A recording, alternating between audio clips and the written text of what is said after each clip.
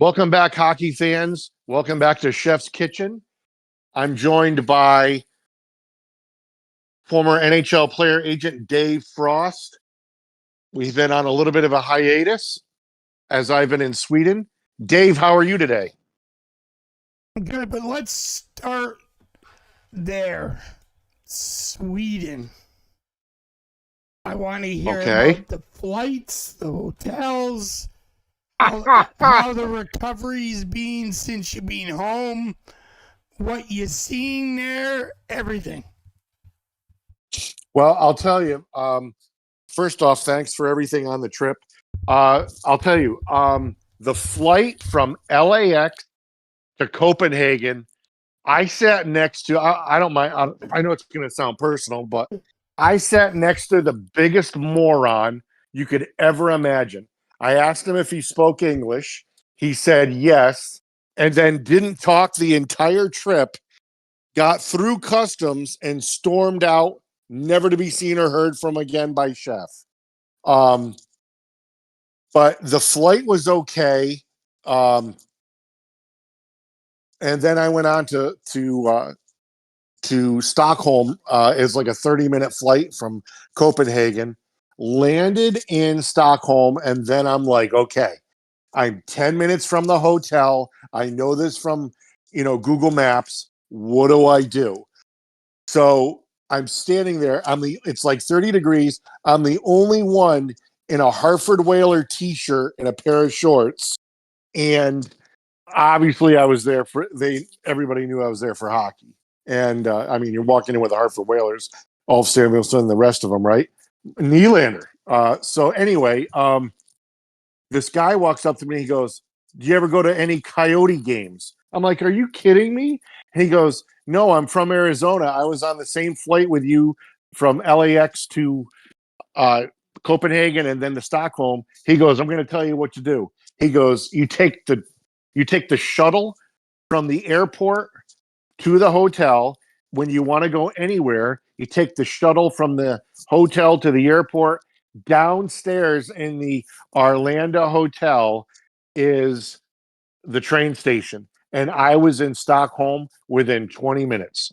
It was the smoothest. I mean, I'm in a different country, obviously. English is not their first language, and it was seamless. So, uh, first off, the first day we did a little bit of scouting, went to a hockey rink, thought it was great. The youth programs are flying there. Everybody is wearing a Lidstrom jersey or Hank, because he's in the Hall of Fame now. All the goalies wore 30. There was no goalie that I saw that wasn't wearing 30. And then Nylander. I didn't see any of Michael, of course, that's a former Whaler, but went to all the museums, went to the Vasa, which is that boat that sunk 350 years ago, and they brought it back up 50 years ago. What a racket that is. And every person in Sweden hates that boat. So, in any event, took some photos of the government building, had a chocolate croissant. It was lightly snowing on Saturday when we were walking through town. The Christmas lights were up. And then I thought to myself, it dawned on me. I mean, obviously, Americans always have the Christmas lights up in stores and everything in August, but they were like just getting put up, and there wasn't that pause that is in America because of Thanksgiving. It was like full blown Christmas lights up. It was great. It was absolutely phenomenal. The food was excellent. Um, the next day, I showed up at the arena, and so it's like the Sphere that's in LA, or that's in Vegas rather. And this was the first Sphere that was built in the world. It was in 1986. The chairs and the seats are the original seats, so they're not comfortable. There are no cup holders, and there's no Wi-Fi to plug in your phone to charge it. Uh, I sat in one seat for one period, and then they came and found me and moved me since I was alone to the lower bowl, and it was phenomenal. Um, but the games were great. The ice, I was going to say, it looked really smooth, but toward the end of I'd say the last half of the Leaf Wild game, that ice looked horrible, and they must have shoveled that ice 6 times in the third period. And it was a warm building. It was a cold day, but it was all in all, the people in Sweden were great. Um, Bill Daly was there, walking around like a pompous ass. Chris Johnson was there. Glenn Healy was there. Those are the ones that I could see. But it was something. It was they. I think when the NHL puts on a show, they put on a show, and when the egg goes on their face, like the Tahoe game, it's really bad. But this was not. I mean, the fact that they blocked these games out all over Canada in different areas, different games is ridiculous. Really? Yeah. It was. I didn't. The agent, Walsh, was tweeting about it, and he was dead right. He was saying, how the fuck are you going to try and say you're trying to build the game, but then you block games out? Why would you block a game out in goddamn Sweden? You're trying to build up. It's not even comprehensible. Like, I don't get it. It's 5,000 miles, I believe. I think I flew 5,500 air miles to Stockholm. And that's exactly what we talked about in an earlier podcast, is the blackouts. It is ridiculous. Now, tonight's game with the Habs and the Ducks is blacked out here because of the cable wars with whatever cable wars they have, because I don't get involved in it. I mean, I watch it on a bootleg, on an illegal bootleg. But I will tell you, I was in the hotel room and I landed too late to get to the Detroit Toronto game. So I ended up watching it in my hotel room with on my tablet, and I had to watch a bootleg. And I thought to myself, is it because of the Wi-Fi? And then the next day I tried to get was the Wild and the Senators, I believe it was, and it was the same. It was blacked out. I'm like, you've got to be kidding me. And I wondered, maybe because my location of where I was, it wasn't allowing me to log on. But that is just, I'll tell you, the NHL and ESPN, they got a good racket going. And I hope somebody comes along and kicks them in the fucking teeth, because I am so sick and tired of having to buy YouTube TV or Spectrum or Time Warner or Cox Communications. Brutal. Why don't you just simply buy Center Ice? Because Center Ice in the States is through ESPN. So if the game is on ESPN, I can watch it. If the game is on Fox, I cannot watch it. I'd have to get cable. If the game is on the NHL Network, I have to watch it on cable. So I'd have to pay $65 a month on top of Center Ice, which is $10 a month with ESPN. So for $75 a month, I can watch my team, but I watch it on the illegal bootleg. There's so many different ones. I don't even want to mention it, because I'd rather have it be a secret, only because, not to myself, but only because I don't want the NHL to put the kibosh on it. The NHL should be ashamed of themselves. And being a Maple Leafs fan in Southern California, in the States, I do get blacked out games. So it's not that I do get them. They black out the games I want to watch with the Maple Leafs when they're on those other networks. And they should just have it. If they were smart, which they are not, you pick a team. It's $5 for every game. You have to buy each one. So you're up to 82 times 5. So you're looking at $170. And then, is that what that is? Yeah. Well, So when you I know what I'm when saying? when Maybe I it's when 2. I lived in Cali, I used to buy center ice, and then I had my Canadian satellite hooked up too, so Right. I could watch 2 games at once on the 2 TVs. Yep. I actually quite often watch Sheldon and Mike at the same time. Yep. And it was, if you bought center ice, any game, anywhere, was easy. Nope. So I don't It's know not. why they've made it so goddamn hard. Yep. And I know That's I agree with Walsh, the agent. I'm sure Gary just loves it when he tweets. Yep. But he's dead right. Yeah. Here's the other thing that I don't like, and it's coupled in with the social media and the broadcast. The app is a fucking joke. It is disgusting. It is not friendly. It should be a couple of clicks and you're at the schedule. I have to click on the month, then I have to look for the team, then I have to look. It's not helpful at all. They mirrored the same concept of Major League Baseball's app, and that is a joke. And even though I list the Maple Leafs as my favorite team, it doesn't matter. I still have to go in and go to the prompts and click on the team. And it's barbaric. Absolutely barbaric. But getting back to the broadcasts, it is just it I had the math wrong there, of course. But even if it was $2 a game, okay, you're still looking at what we pay for the ESPN. I just want to watch all the games on one, go through one app. And the NHL just doesn't get it. I know they need the ESPN money. I get it.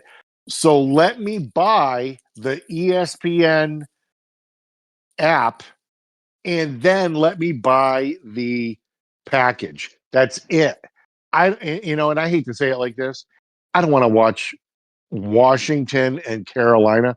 I don't want to watch that. I don't want to watch those games. I want to watch. You should be able to pick 3 teams and watch them. And it's brutal that you could be thousands of miles away and you can't watch the game. It's disgusting. And I wonder what it was like in the bars in Sweden. I never got a chance to do that, but I'm baffled by the whole thing. Like they sold themselves out. They are ESPN whores. There's no other way to put it. Um, it's demoralizing. I don't get why that has to affect Canada. TSN blocks out games all the time. It's ridiculous. How can that be? I mean, I can't figure that. Every game that is blacked out that I do not get, I watch on a bootleg. And it is, I'm telling you, somebody has got to come along with a better idea. And I don't mind. And here's the other thing. As hockey fans, we'll pay it. Whatever you want. I mean, we're whores. We'll buy it. We'll take anything. And we're not picky, but it is absolutely disgusting that those games are blacked out. And I also want to say this as well, and I know this is where you'll laugh at me. I'm also a Yankee fan. So when you sit down and you look at the Toronto Maple Leafs, the New York Yankees, you're talking about, and I know this is where people will laugh, but you're talking about 2 draws that are nationwide in both countries, and worldwide for the Yankees, of course. But I know for a fact that I am going to get 6 Yankee games blacked out when they play the Angels. I know that I'm going to get Yankee games blacked out when they're playing the Dodgers, and it could be either here in Southern California or the game can be in New York City in the Bronx. I will get it blacked out. I'll have to watch it on in an illegal bootleg. And the best part is, it was a few years ago. Yankees are playing the Angels. I didn't want to go to Angel Stadium because it is a dump. And boy, that's going to piss off a friend of mine or two. But I went into Buffalo Wild Wings and they're like, oh, yeah, it's blacked out. The game was on ESPN and it was blacked out. That's a good Wild Wings right being there. Yeah. But like how the fuck can you block out the Yankee game against the Angels in the Anaheim market? Hey, it just doesn't work like that. Ducks and Kings. Those games are all televised. Okay, so you know what? I've never actually looked to see if the Ducks and Kings games are blacked out, but I will tell you this. They weren't when I lived there. I could get their home games. So I'm wondering if you got the LA home game feed or the Ducks. KTLA in LA or something. Okay. So you must have had Bob Miller with Gord Murphy.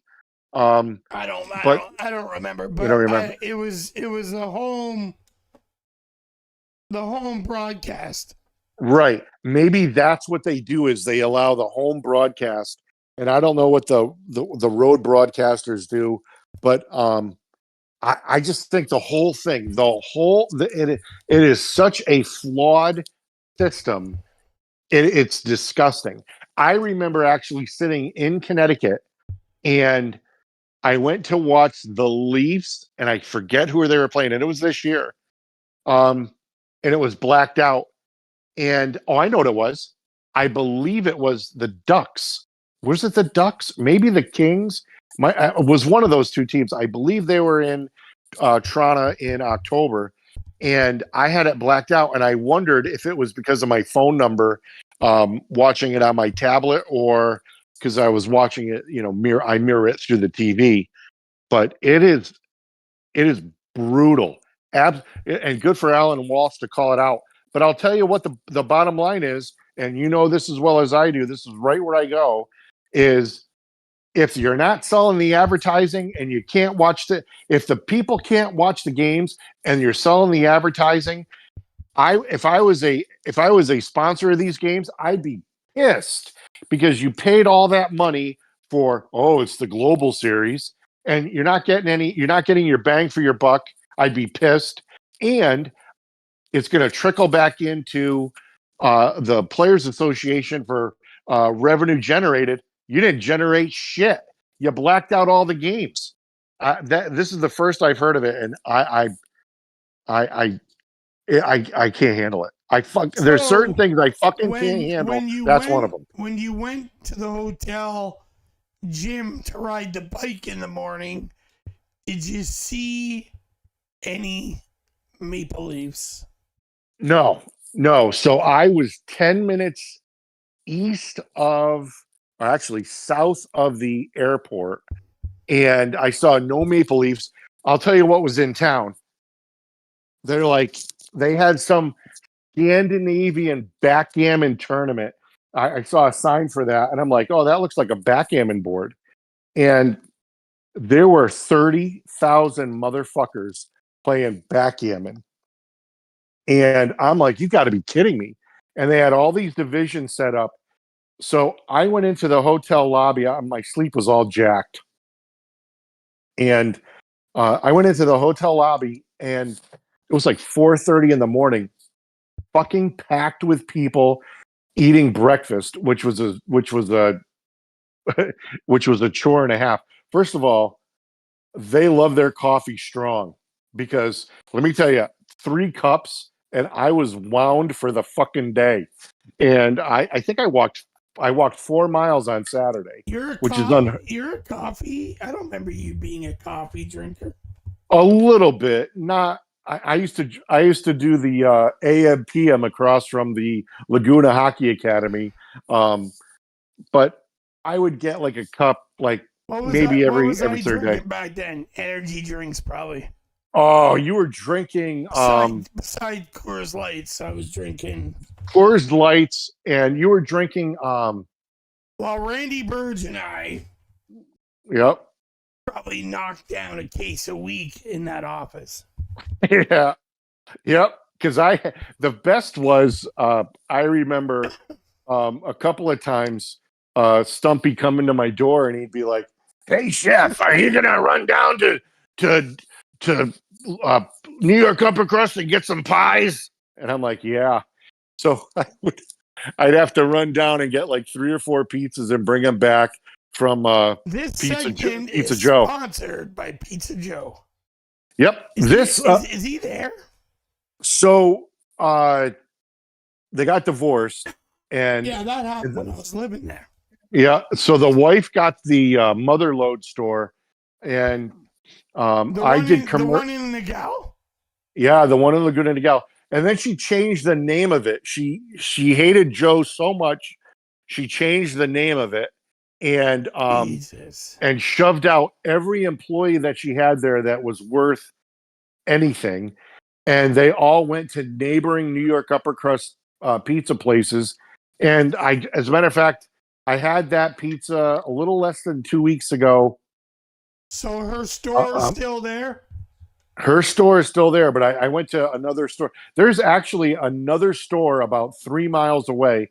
That's the one I went to. It was up near Kite Hill, headed toward the beach in Dana Point. Where's Joe? So I think Joe is on as an advisor, but he must be semi-retired, and but he no longer owns the stores. They're franchised out or whatever the hell that is. Yeah, I used to. Some of their stuff was really good. The meatballs were phenomenal, and the salads were excellent. And yeah, they were. I'm baffled by that whole divorce with the splitting of all those stores. And so I think here's the problem. I heard from a few people, okay, and it's not Keith like people think it'll be, but that Kleinberg went out on the town because he wasn't playing, he wasn't nothing, and he went pretty good.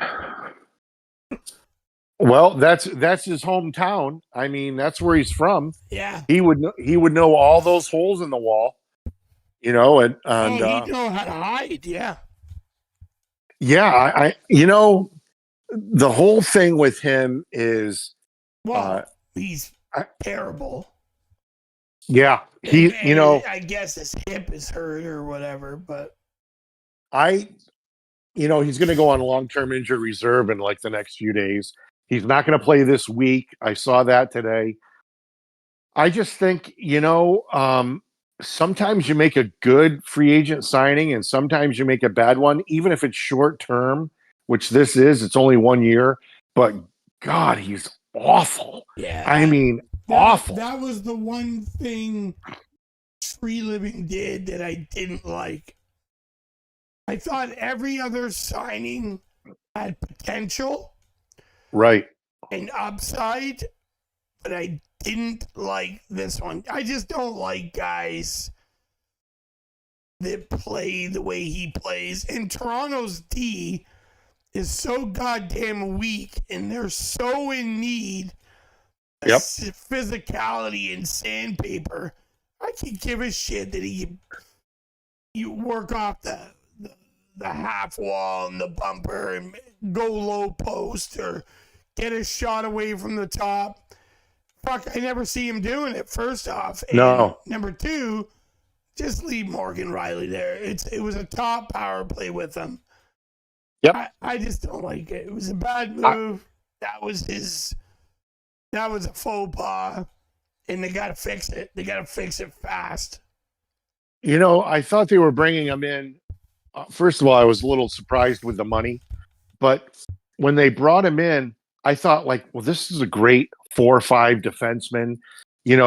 Play the second half of your power play. Those motherfuckers handed him the keys to the Cadillac right off the bat. Like, dude, your power play is, it is what it is. I mean, the problem in the NHL and I guess somewhat in the OHL Major Junior, is the coach has to listen to the GM in terms of makeup. Once the game starts, you can sit a guy or do whatever you need to do. But generally, you bring a guy in, Keefe had no choice but to give him the power play and start him off. He let him hang himself, but listen, there's plenty of things that go on with the Leafs because I coached Sheldon that drive me insane. Because I know he knows, and I know he competed like a motherfucker. Like the video I showed you the other day of him ramming into the Islanders' crease. Yeah, Garth Snow. And then Garth Snow tried to fight him. They threw some punches. That's how he played. That's how he played when he played with me. When I coached him, that's how he played when I was his agent in the OHL. That's why he got drafted as high as he did. That's how he plays. He competes. It's like when people want to pull their hair out because Shanahan was such a competitor. And then you watch the Leafs play, especially 16, in the playoffs, and they're soft as shit with zero compete. So it's frustrating. But I do know a lot of times it takes a month or so for the coach to show the GM, hey, look, this guy you signed is fucking shit. Yep.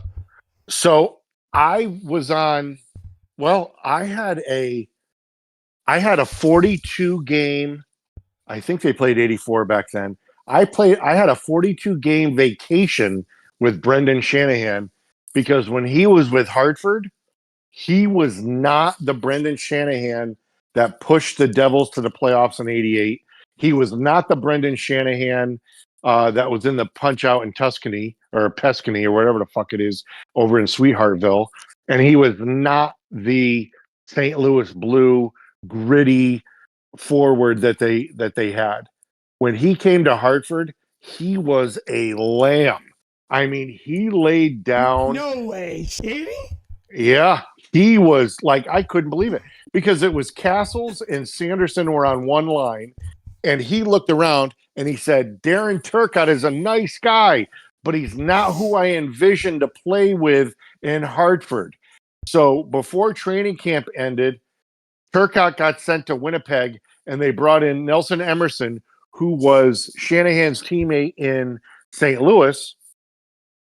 And so they gelled together. And the best part is they tried center after center after center, and they finally stuck with one. And the kid's name was Jeff O'Neill. Oh, yeah. Yep. And I honestly think, and I love Jeff O'Neill. I love everything about that kid. I think he was, if the Whalers stayed, which is a whole other show, but if they stayed and that kid had the right direction underneath him, I'm talking 40 goals a year. This kid was magic. And what kind of message are they sending him with Shanahan just playing like a dog? I had no idea. Where was Kipper in the lineup? He was gone. He was gone by 80. He was gone by 94. 93, he went in that big trade with, I think it was the Larmer. James Patrick was in that trade. Now, you told me that Kipper drank beer, not wine, at the bar. Yeah, he was drinking beer. And I said to you, I bet you anything you want. It was wine. He drinks wine now. Yeah. He's a sophisticated. He's a good guy. Yeah. Kipper was really good to Dayton. Yeah. He's trustworthy to the players.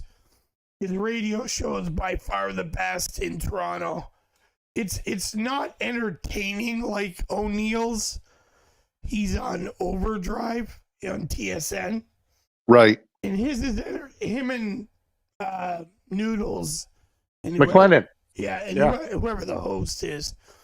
It's an entertaining show. It's funny, but if you want to hear about hockey, you're listening to Kipper. And so it's remember Bob Bourne? I do remember Bob Bourne. Yeah, so his son, I think is Jason. Yep. He's Kipper's sidekick on there. They have some other guy that's a fan. Oh wow. That I don't know why they even put him on TV, but he's just a fan. I think he's a producer or something. But Kipper, like I told you, the only time Kipper pissed me off, he was awesome to Danton. You know, he was good. He was good. When I was an agent, he was just breaking in as sort of like not an insider, but in Sportsnet. He was breaking in. But now he's legit. Like if you're a hockey guy, you appreciate him because he knows what he's talking about. Right. And he's got the PA background. And he doesn't bullshit. He calls a spade a spade. Like he rips the Leafs hard. Really? Oh God, yeah. He goes after them. See, you know, he's not wrong. No. You see, this is where I think the NHL is dropping the ball. Why can't I listen to Nick Kypreos in the United States and not be able to? I pay for that. You know, put a package together. I'll pay for it. Now, why don't you go on Sportsnet? It blocks it out. Really? Yeah, so it's blocked out because I'm in the States. See, when I was in Cali, when I had the agency there, I got everything off the computer. Everything. Well, maybe I remember you just said you had a Canadian feed. Maybe that's it. When I was in I got it off that. Yeah, I can't remember. When I was in Toronto both times this month and last month, I did check to see if I could get on TSN, and it did allow me to do so. So I was in the geographical location. I was in Wellington Towers, but see, out in Vancouver where I am now, I can get all the shows, everything. They don't. Yep. I can get it on my phone or I can get it on TV. Either way. But I can tell you right now, you would like Kipper's show. He does what they call like a Leafs hour.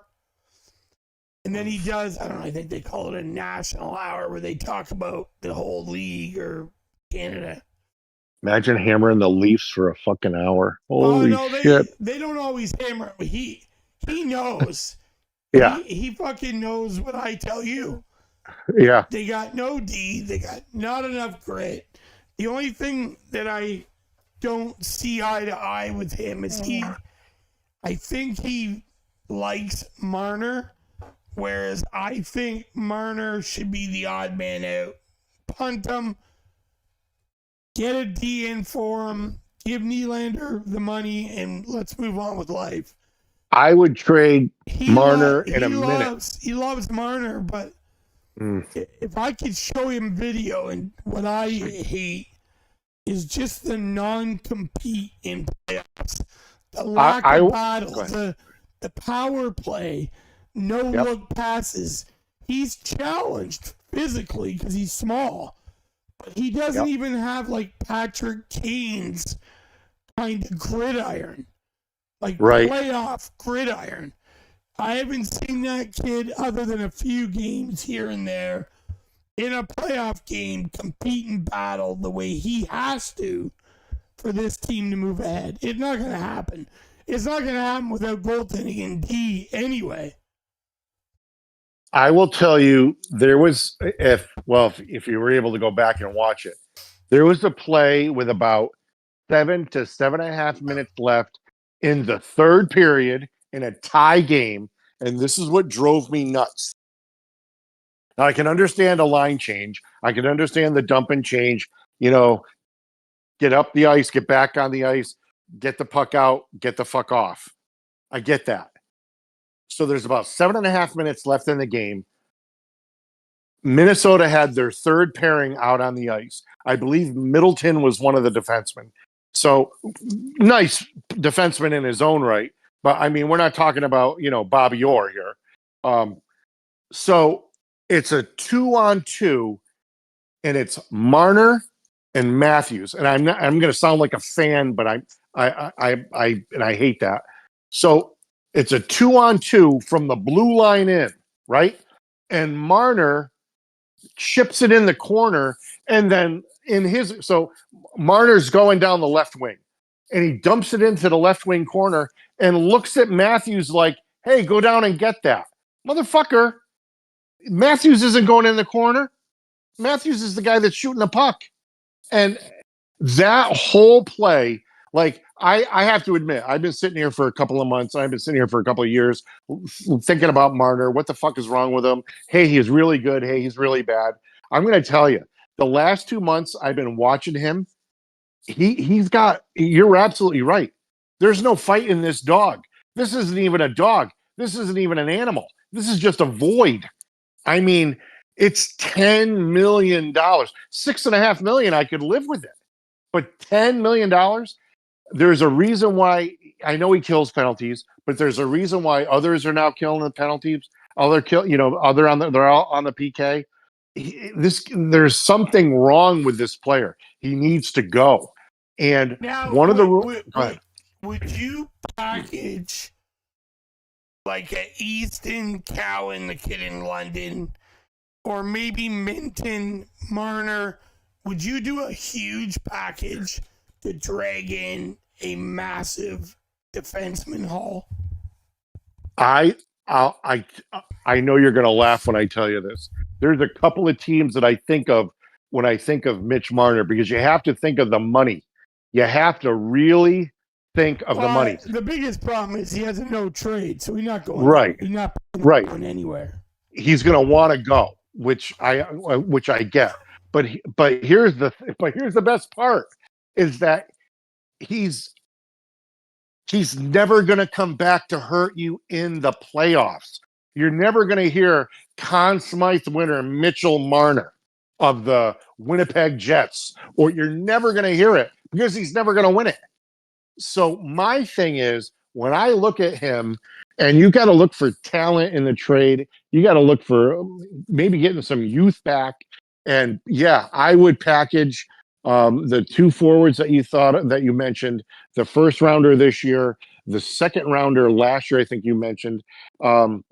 I would look at the two of those as a wedge. I always thought that they brought up Robertson to showcase that. And, I think when you're going to get Nick Robertson, he's going to be on fire for the first 3 or 4 games that he's up.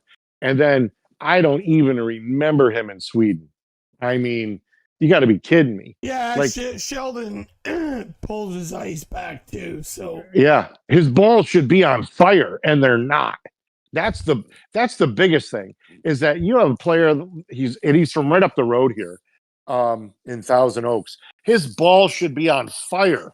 He should be plucking the short hairs with greasy tweezers. But he plays like soft. He's not. He's lazy. It drives me nuts. But I don't think,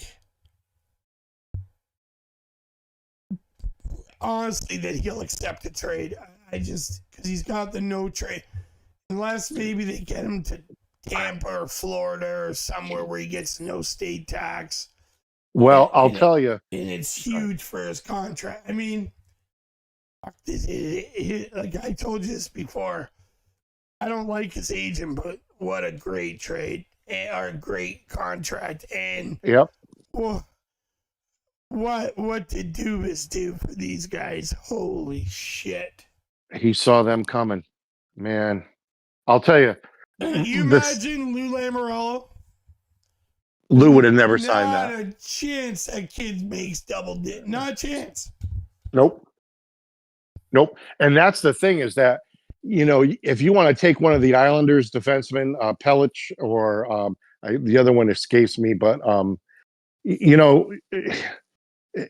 money won't work. Don't kid yourself.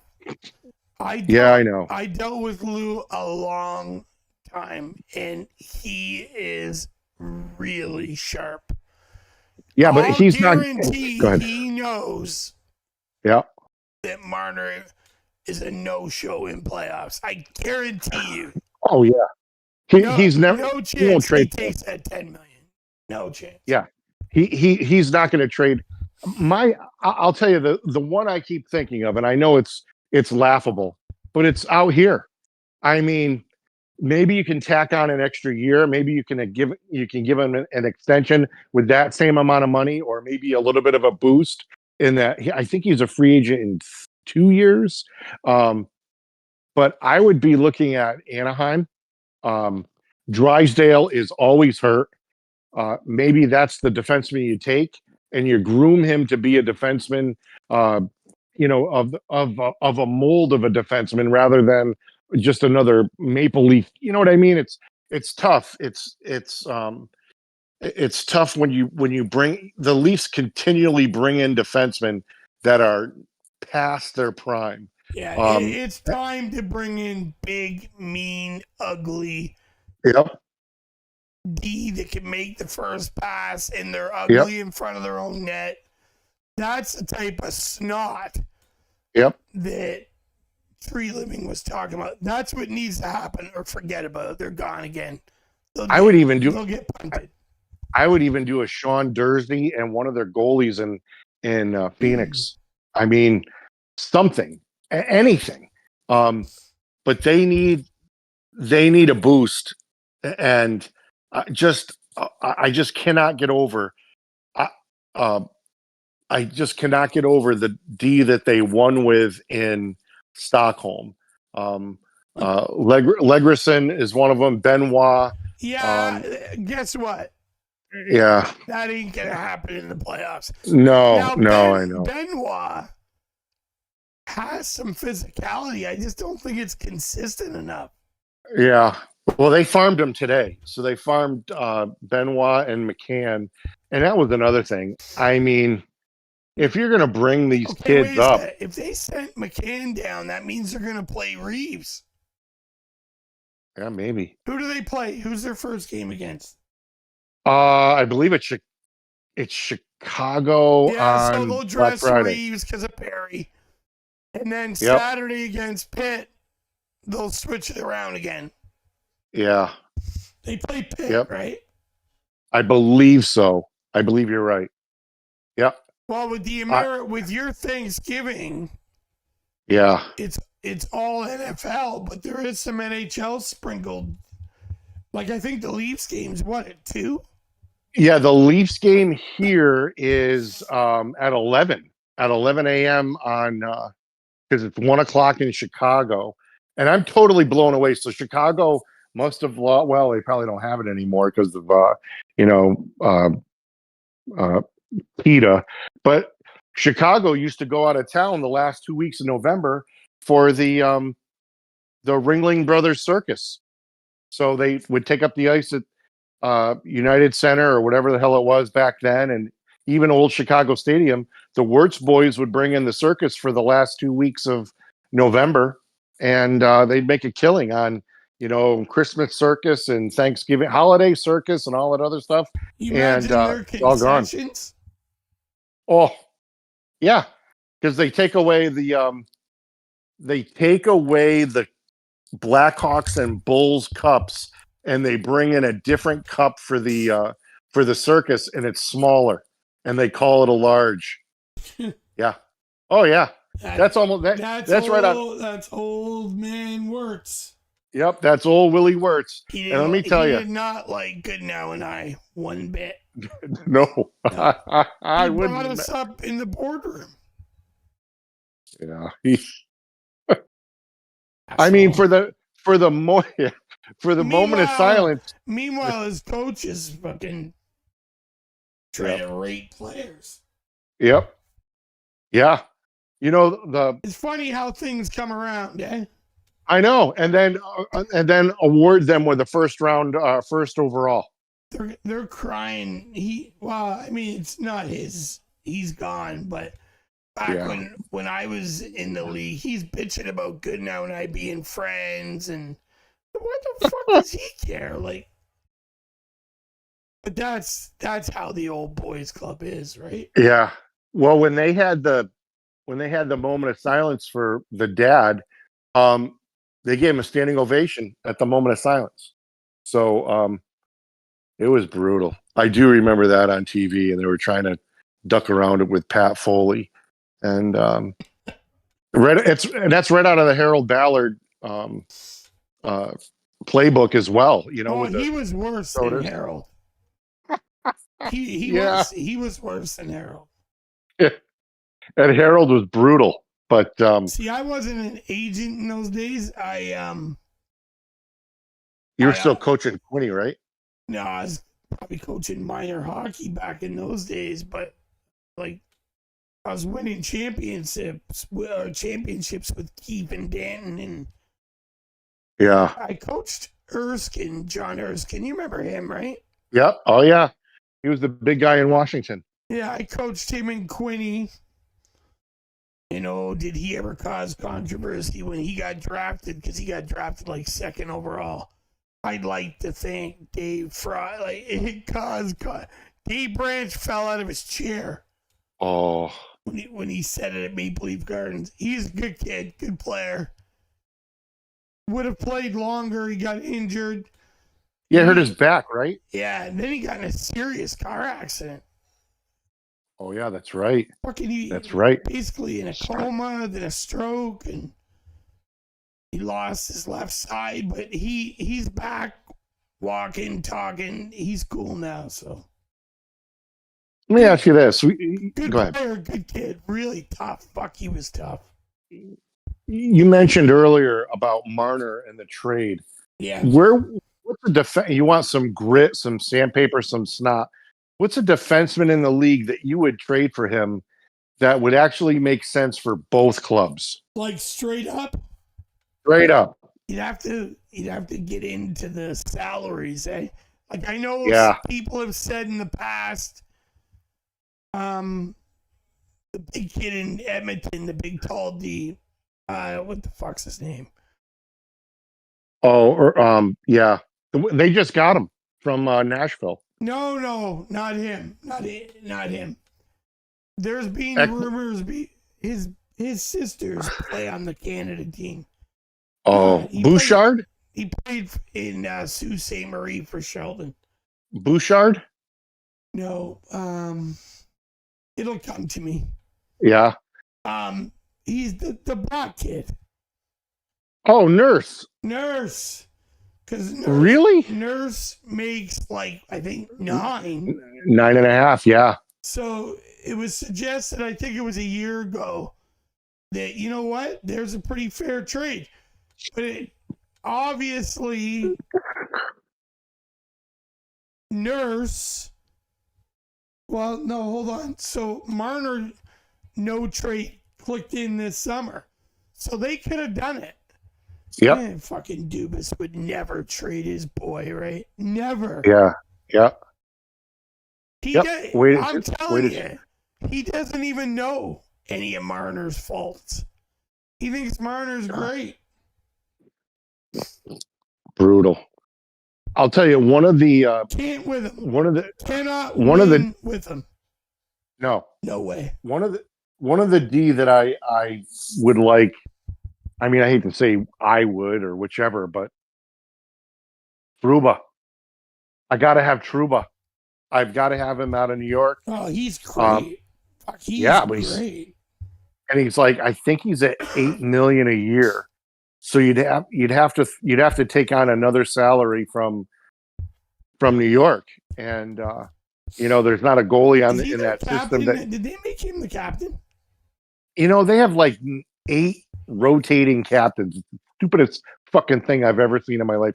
I mean, can you imagine? Like, they're well coached. That team's well coached. They're well coached. I'll give them that. And even though it's by Pete, an American, but I got to throw that in there too. He's from Mass, I think, so it's even worse. But him, Tortorella. That's a little slam. Him, Tortorella, Sullivan. They coach very similar. Yeah. They're hard. They're hard ass guys. Yeah. I just, you'd have to, you're going to have to take on a forwards contract. I don't want Capo or whatever his name is. Hey, listen, you're right. That's the exact type of guy you want on the ice in playoffs. Yeah. You imagine if they had him against Florida? Yeah, that would have been a game changer. Probably change the series on a dime. Oh. It'll happen again. Trust me when I tell you. If they play Florida, Florida will get in their grill. And if they don't get some guys on the back end, you'll have to dress Reeves in hope that you can pull a regular shift out of him. Yeah, he's like, minus 12 right now. Yeah, Keefe did say he looked over the tape and very, very rarely was it his fault. It was mostly circumstance. Right. I liked him at the start. He just stopped hitting. He's got to hit. Get in on the forecheck, lay the body, drive the net, bang into the goalie, fight, and then you're not out of the lineup, man. Right. His wall play in his own zone, a little suspect, but right. All right, so let me ask you this, because we're always fantasizing about moving Mitch.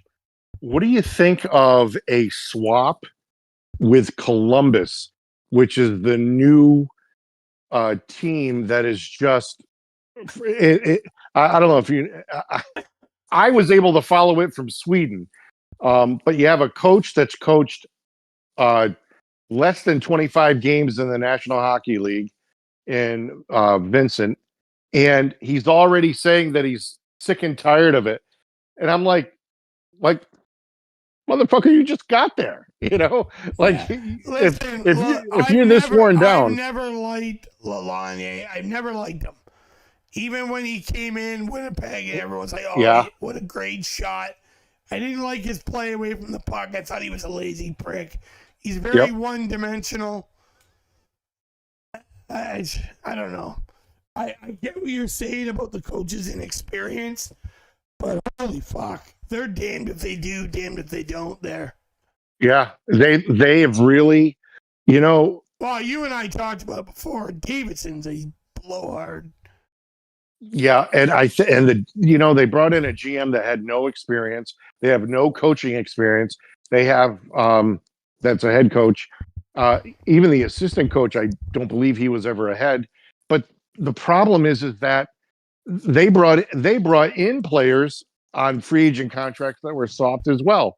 I mean, Goudreau, really a perimeter player, definitely not a Suter type. They have their goaltending is they need to stick with two and just go with it. I mean, they're rotating. Nobody can get into a rhythm there on in the net. The defense is you're looking at 2, maybe 3 NHL level defensemen, and then there's a drop off. I'm struggling to remember the other forward other than Laine, but they are probably prone to wanting to make a major trade. But you don't want the other guys like Marner for Goudreau, let's say. You're trading the same thing. Right. You're trading the guy that probably won't show up in playoffs. Right. And he gets lots of points during the regular season. What do you think of a Laine and Jake Bean for Mitchell Marner? I mean, would you take a flyer on Laine only because there might be a hope of turning him around, and he's shorter term, less money, and you can flip him in the offseason if it doesn't work out. You could flip him at the deadline if it doesn't work out. Why I say no is because he's got a terrible attitude. And Toronto can't afford anybody rowing the opposite way. Right. They barely get it. This 20 guys rowing in the right direction. And Marner's on the market is worth more.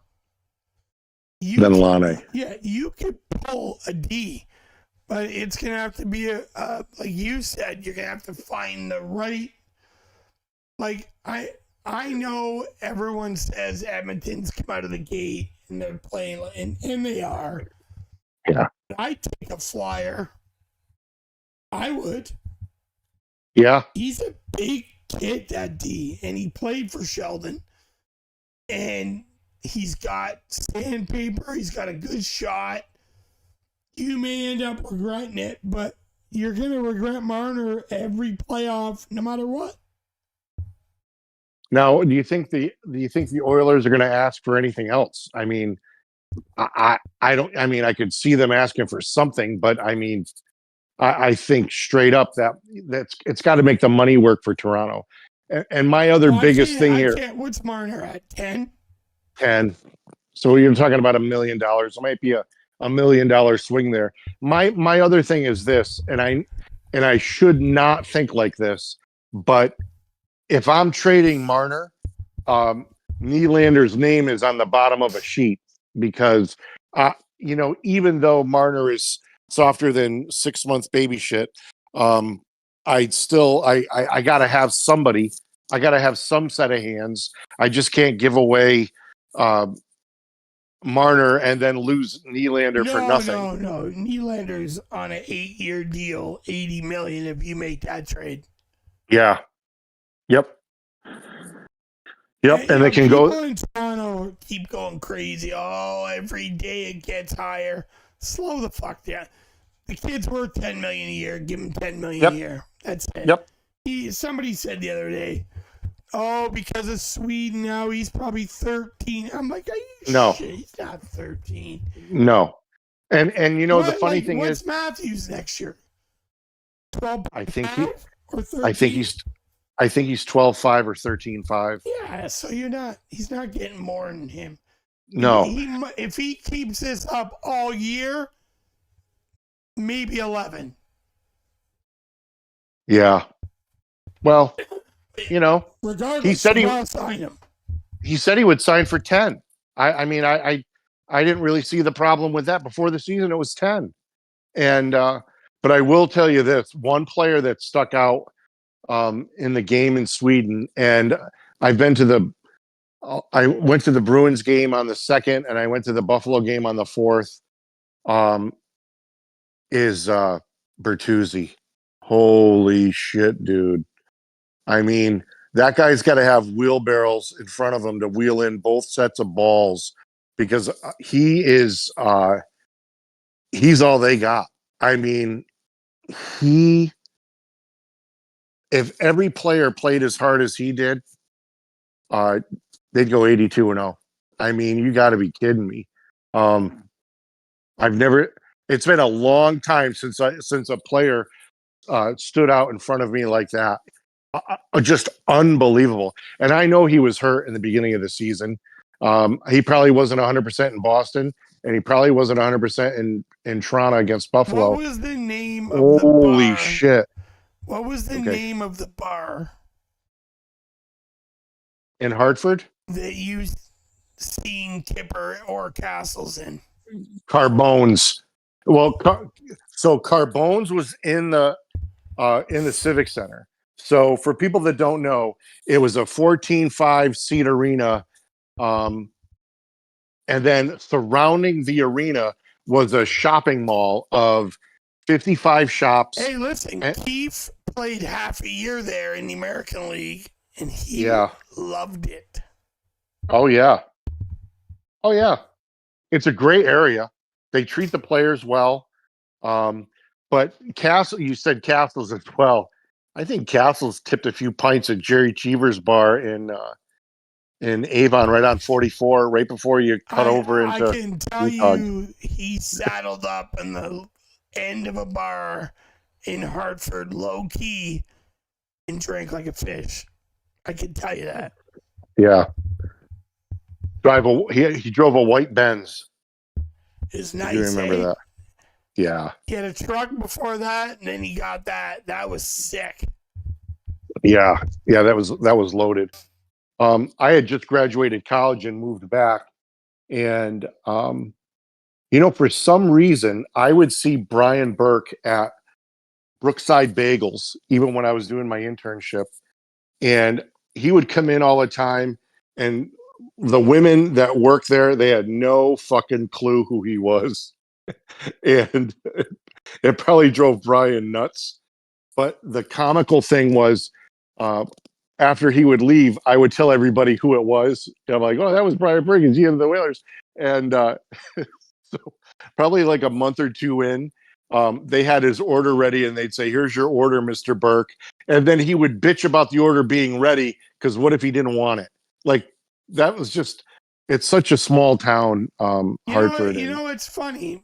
I think Burke's a bit of a knob sometimes, but he went to a bar my kid works at in Toronto a couple times now. Hockey Hall of Fame night. He went huge tip and really good to tie. Really? Yeah. Yeah, he's a good guy. He doesn't know Ty's my son. Right. He doesn't know that, whatever, if he did something. So this is just him being him. Yeah. I was impressed when Ty told me that. Yeah, he's I can't remember I don't know why I was there. Oh, I remember. There was a kid, I don't know if you remember this kid. He was from the Albany area. His name was Chris Roach. You ever remember that name? So when Lindros was in Ottawa, he tried out for was it the Generals? Was it the Oshawa? Yeah. I don't know. Yeah. So but the problem was he couldn't skate. His skating was junior B level at best.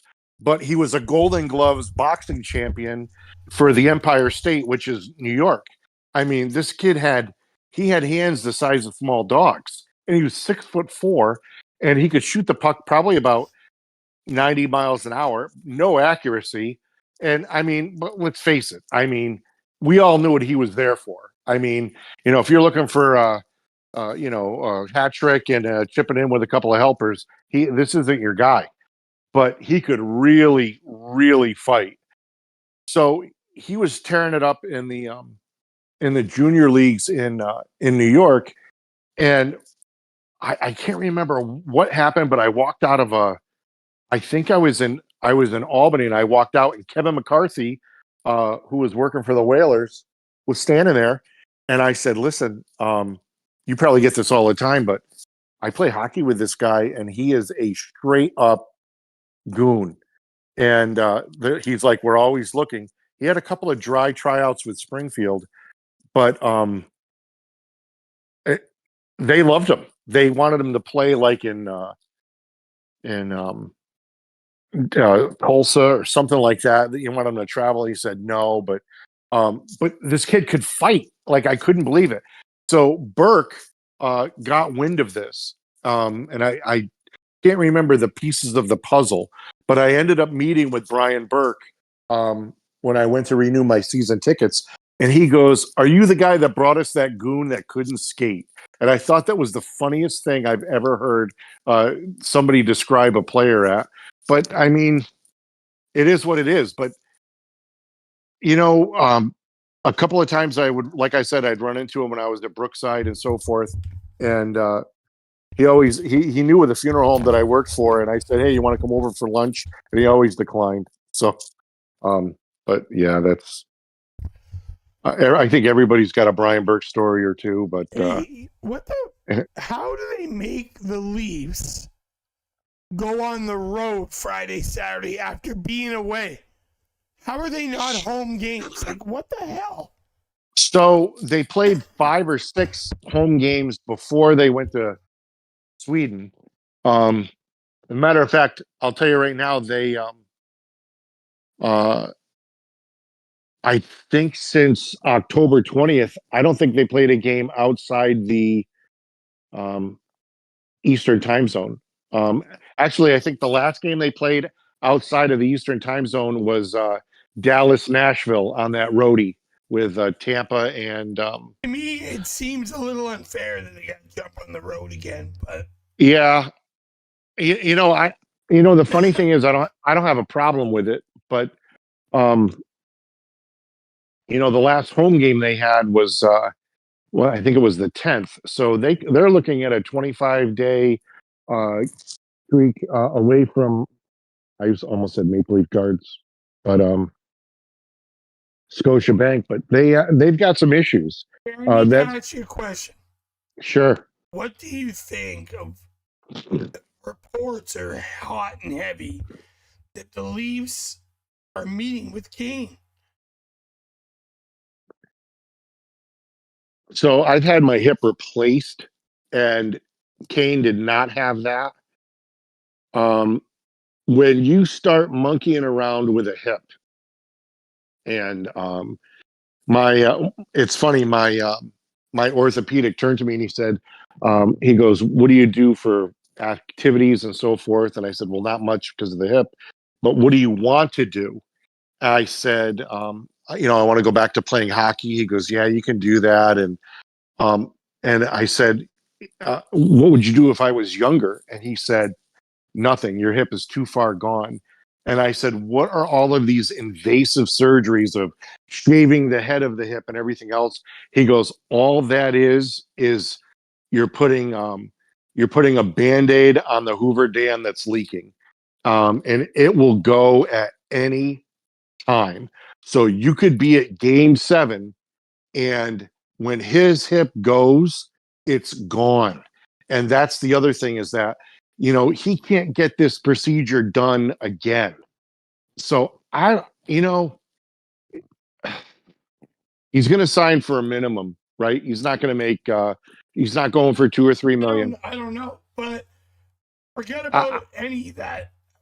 What's he going to be on that roster? If he's on the roster with the Leafs, he's got to be with they're not going to break up Bertuzzi and Nylander and JT. So you're looking at left wing on with Matthews, right? Yeah, they're going to play with Matthews. That means you're taking Knives away. You're taking Knives away, who he looked great in Sweden, and I like Knives with Domi and Robertson, but I don't like the fact that they're going to bring in Kane.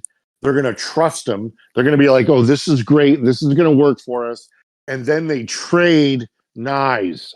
And then they find out, Kane's done at the end of the year. And then you don't they're not trading Knives. They can't. They can't. But there'll be some fool. That kid's going to be real good. Yeah. Yep. And I know it's inconsistent right now, but his tools, he's just got the toolbox, right? The tools are there. He's up and down the lineup. And what I don't like about that is that he's a young player. He's up and down the lineup. And the reason why he's up and down the lineup, this as well as anybody, he's up and down the lineup because other people are fucking up or other people are on a streak. If you're on a heater, I get it. But nobody on the Leafs is on a heater other than Mike's kids. So I can't. I just can't. I would not. I would. I hate to say it like this, but you had a window to trade Marner, and you let that window close. And I get the fact that you didn't have a GM when the day it closed, but my goodness, you really screwed the pooch on that one. That's I still, the more and more I think about it, it's you can't. You'll never win a championship with that type of guy as one of your frontliners. You won't. No. He's not Kane in his. When Kane was in his heyday, man, that kid, he competed hard. Yep. I don't see that compete with 16. I just don't. No. Nope. I watched his warm-ups 3 different times. I've never seen a perimeter. I mean, he's afraid in warmups. I mean, the skating on the edges and I swear I thought he was going to do a pirouette in Boston, and Yeah, I'm like, you got to, he does that shit. He's a yeah, strange. yeah, Have you ever seen him go off the ice? yeah. He runs. Yeah, he runs like he's just a strange. I'll tell you what, He seems like he, a little kid to me. Like, yeah, and I'll tell you what, you know this as well as anyone as well. Well, you run on skates, you're asking to snap a fucking ankle. I would be pissed. Actually, I'd love it if he jumped on long-term injury reserve and you brought him back for game one and you put him on the third line. And that's another thing is wasn't he on the same line as Domi in junior?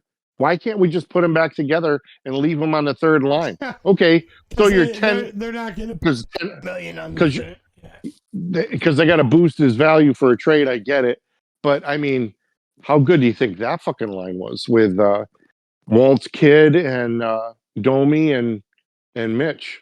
That I mean, not bad. Speaking of Walt's kid, those are the type of guys you need to Oh, win in playoffs. yeah. I mean, Hey, listen, you know, he's the reason they went to the final. Bobrovsky was awesome, yep, but Walt's kid was the reason. yeah, yep. It's too bad Florida doesn't have a defenseman that you could match salary with Marner that they would be willing to part with because I would try to pry that away and Spencer Knight, but I mean, you're oh, I still cannot. So, hey, sum up what you think ends off this week, considering they just came home. How's it positive? Well, I think they're on the upswing again. I mean, they've had some duds at home. They got to go into Chicago. They got to beat Chicago, and Pittsburgh has average goaltending at best, even though they lead the National Hockey League in shutouts. But it is what it is. It's they've really got to. They really need to make a big jump here and separate themselves from that wild card spot. I believe they're in third place. I know they don't have games in hand, or they have multiple games in hand, but I think it's the former. But they've got to make a move here. It's time to, it's American Thanksgiving. It's time to play hockey. It's you got to know what you have. And this is, I think, also where Tree Living has to look at his roster that he has assembled for the most part and realize what he needs and make the move. And I'd make it sooner rather than later. And you're right. They got to get another D in there. And I give Giordano all the credit in the world for jumping in to defend a teammate. But at 40 years old, he should not be skating half the distance of the rink to defend a teammate that. No, he embarrassed everybody on that team that night. Yep. Yeah. All the power to the guy, but it was embarrassing. Oh yeah. He's he's 40, and I mean he's your sixth defenseman. That's where you can live with Klingon. I love that. Klingberg being a 5, but like a 3 or a 4. My goodness, what were they thinking? And so they need both those games to wrap it up, or you're pissed. Yeah, they've got to wrap. They need 3 of those 4 points. I'll tell you that right off the bat. If they don't get 3 out of 4 points, I'll be pissed. But I mean, who the hell am I? And then the worst thing is they, I believe, and I'm not sure, but I believe that road trip continues. I believe they're, oh no, they do come home. They come home Tuesday to Florida, so that's the Panthers waiting for him, and then Ron Francis is the Seattle Kraken. come in the last day. But I mean, it is what it is. They out of those games, they need 3 out of 4. They really need to buckle down and make some separation here. They face Boston the 2nd of December. They're in Ottawa. They're home to Nashville. They go on a New York road trip to the Island and the Rangers. They play a few games here. The funny thing is they play a lot of 3 games in 4 nights, which is never good. But I don't even know where Columbus is. I think they're Eastern or they're Central, but they're pretty much in the. They're close to home, and it's time this month. It's going to be. I guarantee we do a podcast after the next 2 games. We're going to be talking about a lot. Yeah. Yep. It's a shame, and they've really dug themselves in somewhat of a hole, but it's not a hole they can't climb out of. It's not Edmonton or Calgary. No, but I think they're 10-5. They're okay, or 9-5. I can't. But they gotta win these games. Yeah, that was I will. You asked me about the next 2, but I will say the Chicago game or the Buffalo game really opened up my eyes on how lazy and how quick this team can shut it off. And it's embarrassing. I still think they have problems with the goalies. They need to find a goalie that'll just take it and run with it. I don't care who it is. And each time they've given them the keys, they can't figure out to remember to put the foot on the brake to start the car.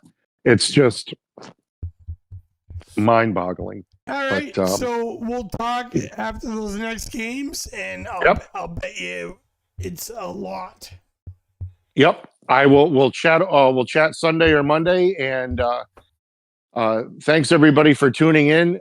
This is Christopher Sheffield with the hockey god Dave Frost, a former NHL player agent.